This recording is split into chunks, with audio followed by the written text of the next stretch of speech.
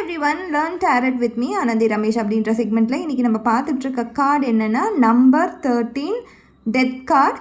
So technically 14 card இது. So 13 and 14ஓட காம்பினேஷனை புரிஞ்சுக்கோங்க. 13 சொல்லும் பொழுது ராகுவோட காரகத்துவம் வரும். 14 சொல்லும் பொழுது புதனோட காரகத்துவம் வரும். புதன் சொல்லும் பொழுது காற்று ராசி. ஸோ நம்மளோட தாட்ஸ் அண்ட் திங்கிங், நம்ம ஓவர் திங்கிங் பண்ணுறோனாலும் அவர் தான் காரகராக வருவார். அதே மாதிரி நம்ம ஒரு திங்கிங், ஒரு யோசனை பண்ணி நம்ம ஒரு முடிவு எடுக்கிறோம், நான் பொறுமையாக யோசனை பண்ணுறேன் அப்படின்னாலும் அவர் தான் காரகத்துவமாக வருவார். ஸோ ராகு என்பது ஒரு விஷயத்தை பெருசாக்கி காட்டும். ஸோ புதனோட சேரும் பொழுது என்ன நடக்கும், அந்த இடத்துல எல்லாத்தையுமே பிரம்மாண்டமாக யோசிக்க தோணும். தெரியாத விஷயத்த கூட தெரிஞ்ச மாதிரி ஆக்ட் பண்ண சொல்லும். இந்த மாதிரி தாட்ஸ் அண்ட் திங்கிங்கில் ஃபஸ்ட்டு ஒரு அடிப்படுற இடமும் இது தான்.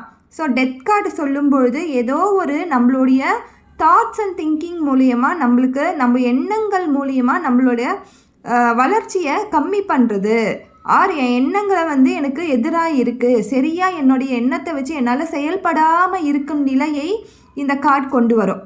ஸோ இது எல்லாமே நெகட்டிவ் சைடில் நம்மளுக்கு வந்துடும்.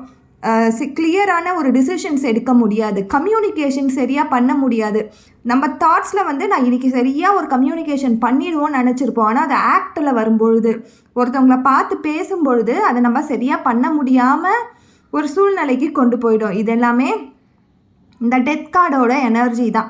ஸோ இது பாசிட்டிவ் சைடில் பார்க்கும்பொழுது ஏதோ ஒரு லைஃப்பில் ஒரு சைக்கிள் நடந்துகிட்ருக்கு. ஸோ அந்த சைக்கிள் பிரேக் ஆகி ஒரு புது டிரான்ஸ்ஃபர்மேஷன் நடக்கிறதுக்கான ஒரு விஷயம் அங்கே கண்டிப்பாக யூனிவர்ஸ் நம்மளுக்கு கொடுக்கும். ஸோ இது எல்லாமே டெத் கார்டில் நம்ம பார்க்க வேண்டிய ஒரு விஷயம்.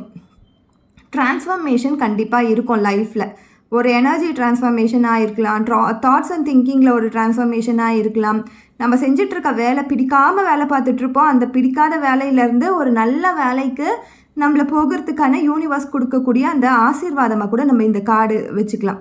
ஒரு ரிலேஷன்ஷிப்பில் நார்சிஸ்டிக் ரிலேஷன்ஷிப்பில் இருப்போம். அந்த ரிலேஷன்ஷிப்லேருந்து எப்படி வெளியில் போகிறதுனே தெரியாமல் இருப்போம். ஸோ அந்த மாதிரி சூழ்நிலையெல்லாம் இருக்கும்போது லைஃப்பில் ஒரு டிரான்ஸ்ஃபர்மேஷன் கொடுப்பாங்க.